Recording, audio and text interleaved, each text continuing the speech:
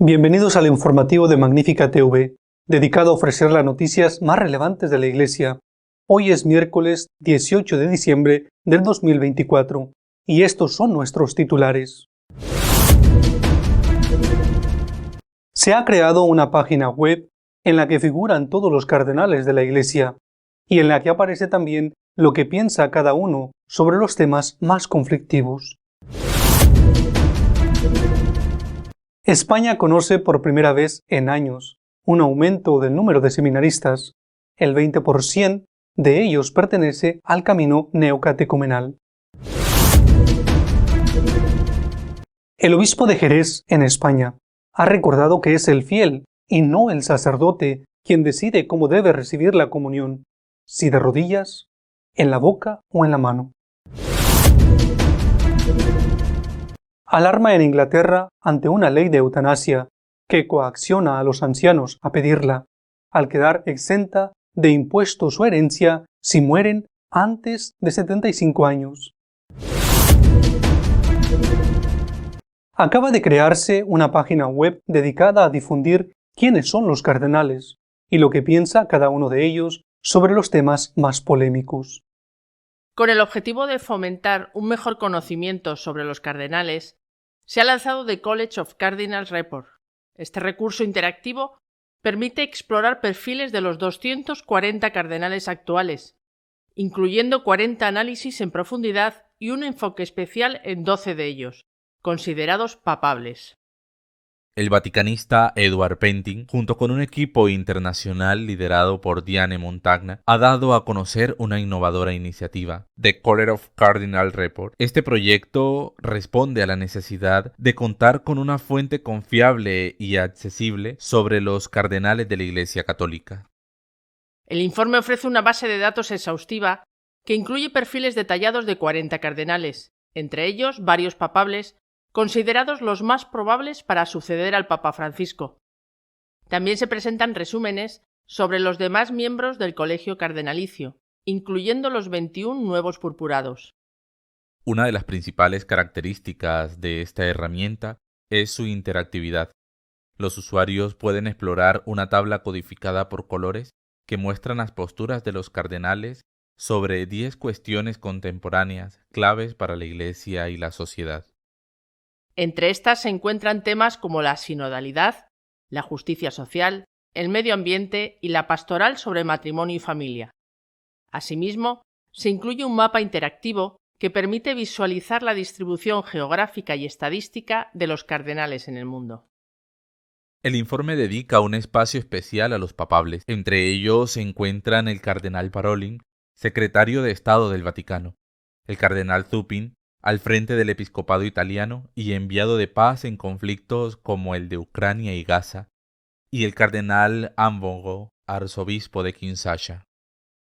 Otros nombres destacados incluyen a Pier Battista Pizzaballa, patriarca latino de Jerusalén, José Tolentino de Mendoza, poeta y prefecto del Dicasterio para la Cultura y la Educación, y Jean-Marc Abelin, arzobispo de Marsella y experto en migración. El proyecto incluye una función que permite a los visitantes enviar sugerencias para actualizar o corregir los perfiles, las cuales serán cuidadosamente verificadas antes de implementarse. De esta manera, The College of Cardinals Report se presenta como una herramienta viva destinada a mantenerse actualizada y relevante. Por primera vez en años, han aumentado los seminaristas en España. El 20% de ellos están en los seminarios Redemptoris Mater del camino neocatecumenal. Este curso 2024-2025, el número de seminaristas en España ha vuelto a superar el millar, tras el descenso producido desde el curso 2021-2022. En concreto, el total de seminaristas con lo que cuentan las diócesis españolas es de 1.036 frente a los 956 del año pasado. De los 1.036 seminaristas, 825 pertenecen a los seminarios de las propias diócesis, mientras que 211 se forman en los seminarios misioneros internacionales llamados Redemptoris Mater, pertenecientes al camino neocatecumenal.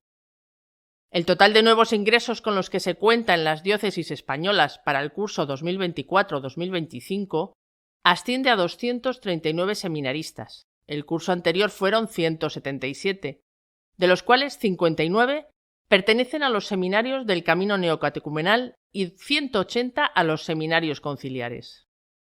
Finalmente, el número de ordenaciones que se han celebrado en las diócesis de España durante el curso pasado suma un total de 69 nuevos diáconos, contabilizados en las cifras totales de seminaristas que se ofrecen, y 85 nuevos sacerdotes.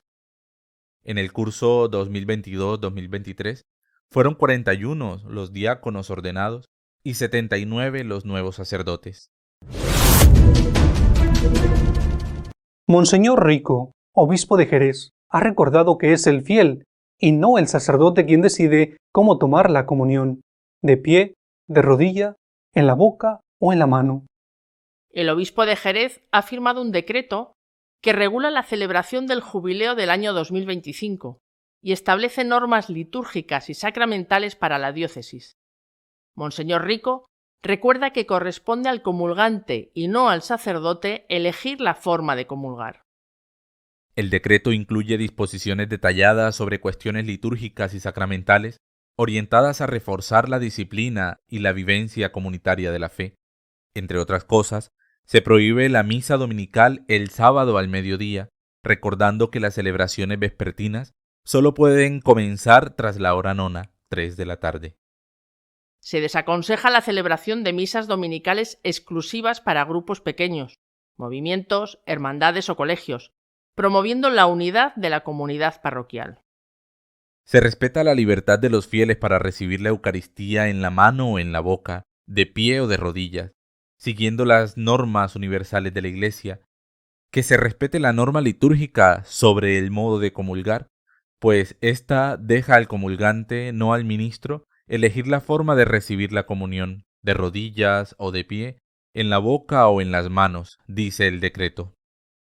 El documento reitera la necesidad de haber recibido el sacramento de la confirmación no solo para contraer matrimonio, sino para asumir ciertos roles en la Iglesia, como ser padrino de bautismo o confirmación y desempeñar cargos en catequesis, hermandades y enseñanza religiosa. En Chicago, por el contrario, el cardenal Cupich ha prohibido que se comulgue de rodillas, alegando que eso entorpece el ritmo de la fila de los que acuden a comulgar. La posibilidad de que la herencia quede libre de impuestos si muere antes de los 75 años ha desatado la alarma en Inglaterra, pues favorece la eutanasia. Voz de alarma ante la aprobación en Inglaterra de una legislación sobre la eutanasia. Actualmente las herencias están libres de impuestos si el fallecido tiene menos de 75 años. Después de esa edad, los beneficiarios deben pagar hasta un 45% en impuestos. La legalización podría forzar a algunos a elegir entre prolongar su vida o evitar a sus familias importantes cargas fiscales. Según las normas actuales, las herencias se transfieren libres de impuestos si la persona fallece antes de los 75 años. Si la eutanasia se legaliza, esto podría dejar al anciano ante la difícil decisión de prolongar su vida o ahorrar a su familia cientos de miles de libras en impuestos. También podrá ocurrir que los familiares de los enfermos les presionen para que adelanten su muerte. Varios obispos británicos han advertido que la legalización del suicidio asistido no será meramente una salida para los enfermos terminales que quieran morir antes de que les llegue su hora, sino que supondrá un elemento de presión para que aquellos que prefieren esperar a fallecer cuando les toque decidan pedir la eutanasia. Monseñor O'Toole, arzobispo de Cardiff, aseguró que si el proyecto llegara a convertirse en ley, la experiencia de países como Canadá, Bélgica, los Países Bajos y algunas partes de los Estados Unidos muestra que los más vulnerables rápidamente se sienten en riesgo. En Oregón, a menudo sugerido como un modelo por los partidarios del suicidio asistido en el Reino Unido, más del 47% de aquellos que lo aceptan citan ser una carga para la familia, amigos y cuidadores como una razón. También señaló que Bélgica ha ampliado un permiso inicial que era solo para adultos para permitir la eutanasia voluntaria de niños. Se han visto algunos casos extraordinarios. Eutanasia para anorexia nerviosa, eutanasia para alguien que se arrepintió de una reasignación de género, eutanasia de gemelos que temían perder la vista, mencionó el arzobispo. También esta semana se han conocido nuevos datos sobre la eutanasia en Canadá. El 4,7% de las muertes del país en 2023 fueron por eutanasia, lo cual implicó la muerte de 15.343 personas. El informe también arroja datos sobre las razones por las cuales las personas solicitaron la eutanasia en 2023. La fragilidad fue la primera de las razones. Le sigue como motivación el dolor crónico y la demencia. En el concepto de fragilidad se incluyen la pérdida de dignidad, alegada en el 70% de los casos, y la soledad y el aislamiento, que fue el motivo del 21% de las muertes. En octubre, el jefe forense de Ontario dijo que entre 2018 y 2023 hubo casos de eutanasia motivados por la pobreza, miedo y aislamiento. Las personas pobres y con discapacidades están en mayor riesgo de ser coaccionadas y se identificaron al menos 428 muertes no conformes con la ley, además de que el 25% de los proveedores de eutanasia violaron las normativas. Nuestro editorial de esta semana está dedicado a comentar las peligrosas consecuencias para la vida humana que se abren si se aprueba en Inglaterra la ley de la eutanasia. Desde que empezaron a aprobarse en el mundo las leyes que regulaban, que hacían posible la eutanasia o el suicidio asistido, la Iglesia dio inmediatamente la voz de alarma. La situación no solamente era peligrosa para la persona a la cual se le incitaba de alguna manera a acabar su vida de esa manera, sino peligrosa, muy peligrosa para el conjunto de la sociedad. La propuesta de la Iglesia fue los cuidados paliativos, es decir, evitar el dolor que en la inmensa mayoría de los casos se puede evitar y, sobre todo, rodear al anciano o al enfermo del cariño, del amor, de las atenciones que le hicieran desear seguir viviendo y no desear morir. Ir contra el dolor físico y darle cariño y atenciones dignas de un ser humano a esa persona que estaba en la etapa final de su vida. Esto, en muchísimos casos, por desgracia, no se ha tenido en cuenta. Y poco a poco, en un sitio, en otro, en un país, en otro, incluso en determinados países, dentro de un estado sí, dentro de un estado no, como sucede en Estados Unidos, se han ido aprobando leyes a favor de la eutanasia.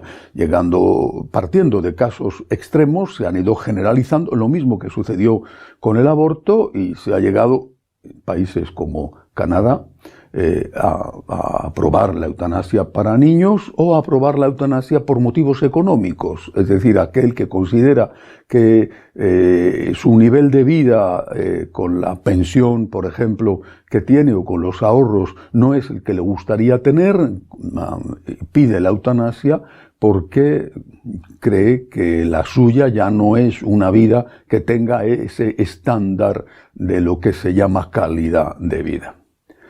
Esto es un caso que, por desgracia, se está reproduciendo en otros países como Bélgica o como Holanda. El número de personas que mueren por el suicidio asistido es cada vez mayor y hay otros países como Suiza que han creado el turismo del suicidio para que vayan allí a suicidarse personas que en sus países no tienen aprobada esa ley de eutanasia. Ahora puede darse un paso más terrible en esta liberalización de la muerte, en este ataque al anciano o al enfermo. Es lo que puede suceder en Inglaterra. Inglaterra tiene un sistema impositivo por el cual, cuando una persona muere antes de los 75 años, su herencia no sufre impuestos. Es decir, el impuesto de sucesión, que puede llegar en algunos casos al 45% de la herencia, no existe. Las personas que mueren antes de los 75 dejan su herencia a quien ellos hayan decidido, en fin, a los hijos, por ejemplo, a sus herederos, dejan su herencia y pasa íntegra sin que el Estado cobre impuestos. Esta es una ley actual que existe en Inglaterra. Pero con la ley de eutanasia que se está estudiando y que previsiblemente se va a aprobar, esto supondría para los menores de 75 años, estando incluso perfectamente sanos, una presión terrible. Una presión moral para la propia persona, sin que nadie les diga nada. Porque pensarían, si sigo vivo estoy siendo un egoísta. Estoy siendo un egoísta porque, por culpa mía, porque quiero seguir vivo. Voy a cumplir 75, quiero seguir vivo, pero por culpa mía, mis herederos, mis hijos, mis nietos, por ejemplo, van a ver muy reducida la herencia que les voy a dejar. Repito, hasta un 45% de impuestos. Naturalmente esto lo puede pensar la persona, pero además es que se lo pueden decir. Es decir, la presión familiar o de las instituciones que vayan a recibir la herencia puede ser tremenda. No faltarán casos que le reprochen a esa persona con 75 años menos unos meses, que le reprochen su egoísmo y que le digan, por culpa tuya nosotros no vamos a poder pagar la hipoteca, fíjate lo necesitados que estamos y tu herencia nos vendría muy bien, o pagar la universidad de tu nieto, por culpa tuya eres un egoísta, parece mentira. Todo eso puede ocurrir y posiblemente, por desgracia, en muchos casos ocurrirá. La Iglesia Católica en Inglaterra ha dado la voz de alarma y han sido muchos los obispos, incluido el cardenal Nichols, que han advertido de la gravedad de esta ley de eutanasia. Incluso varios ex primeros ministros también han pedido que no se apruebe. Sin embargo, todo parece indicar, salvo que de verdad a última hora los políticos reflexionen, que se aprobará poniendo al anciano o al enfermo en una situación de acoso límite, es decir, de tal manera que por amor van a tener que pedir la muerte, aunque deseen seguir viviendo, porque además estén en perfectas condiciones para seguir viviendo. Son muchos los que a los 75 años se encuentran estupendamente y no tienen un problema de ningún tipo. El fondo de la cuestión es económico, es evidente. Hay sociedades donde, no todas, pero sí en el mundo occidental, la mayoría, donde el aborto ha reducido drásticamente el número de niños que nacen y por lo tanto el número de trabajadores que sean capaces de pagar sus impuestos, incluidos aquellos que van destinados a mantener las pensiones, la seguridad social. Pero a la vez la mejora de la medicina ha hecho que la vida dure más, que vivamos más años, con lo cual es mayor el número de pensionistas, el número de ancianos. El Estado se encuentra con una carga para, por un lado, mantener esas pensiones, pero por otro lado recibiendo menos ingresos porque hay menos trabajadores, menos personas en edad laboral. Solución. No es plantearse reducir gastos en algunas cosas que no son necesarias. Solución. Matar al anciano o matar al enfermo de larga duración. ¿Cómo matarle? Pues al menos de momento no van a obligar a la muerte, pero están creando todas las condiciones posibles para que sea la persona la que lo solicite.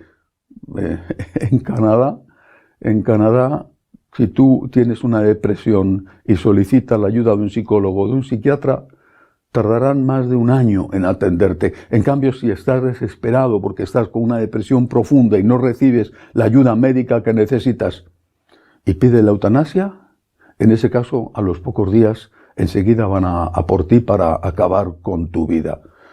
Repito, el problema es económico, pero lo disfrazan con palabras que suenan a bondad, la muerte dulce o la muerte por amor, cuando en realidad lo que hay es un intento de acabar con aquel que molesta. Y molesta incluso aunque esté sano. Molesta porque supone una carga económica o supone una dificultad para la familia que tiene que atender a un anciano o que tiene que costear el asilo o la residencia donde le han recluido. Solución: un beneficio económico para todos aquellos que pidan morir antes de los 75 años. Es de una crueldad tan refinada que justifica aquello que el filósofo inglés Hobbes escribió en cierta ocasión. El hombre es lobo para el hombre. Ciertamente el hombre es lobo, en este caso, para el anciano o para el enfermo. Otro filósofo, en este caso francés, Sartre, había dicho: el infierno existe, el infierno es mi prójimo. En este caso, el infierno existe y el infierno es aquel que quiere matar al que molesta. Dostoyevski afirmó: si Dios no existe, todo está permitido. Lo estamos viendo. Esta sociedad sin Dios, esta sociedad secularista, es una sociedad que se vuelve contra el hombre, en la cual todo está permitido y se impone la ley del más fuerte, aunque aquel que es hoy más fuerte, en cuanto sea un poquito más mayor, se verá sometido a la misma presión que hoy está ejerciendo contra el que ya es anciano. Pero afortunadamente Dios sí existe. Estamos preparando la Navidad y nos demuestra la Navidad el triunfo de la vida, el triunfo de la luz sobre la oscuridad. Dios nos quiere como somos. Es el único que nos quiere como somos. Nos quiere aunque seamos pecadores. Nos quiere aunque seamos ancianos, aunque estemos enfermos, aunque no seamos productivos, aunque no seamos ese modelo ideal de hombre que se propone en todos los sentidos. Dios nos quiere, el único que nos quiere como somos. Con Dios tenemos esperanza. En cambio, sin Dios, en esta sociedad sin Dios, el hombre se convierte en lobo para el hombre, especialmente para el más débil. Pero tenemos esperanza. Llega la Navidad. Dios se demuestra como nuestro Salvador y viene para salvarnos. Ahí tenemos que aferrarnos y tenemos que seguir luchando para que esta sociedad sea lo más humana posible, es decir, lo más religiosa posible. Hasta la semana que viene, si Dios quiere. Seguiremos informándoles de lo que pasa en la Iglesia, pero será después del descanso navideño. Les deseamos una feliz y santa Navidad. Hasta el año que viene, si Dios quiere.